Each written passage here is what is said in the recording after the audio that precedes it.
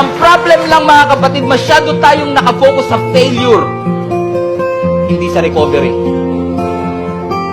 Masyado kang focus sa failure, hindi ka nakafocus sa restoration. Kaya hanggang ngayon, 5 years later, you're still haunted by your past.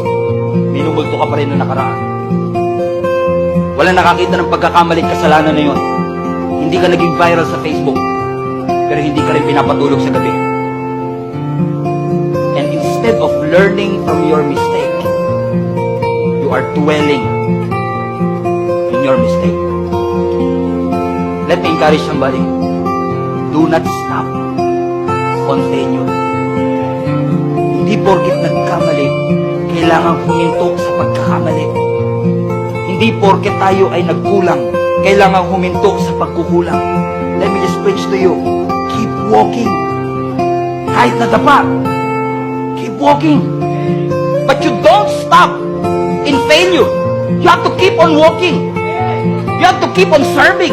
You have to keep on attending and praying and reading, because we know mga kapatid, nagkamali man tayo, nagkasala man tayo, kung lalayo ka sa Panginoon, mas lalong walang solusyon.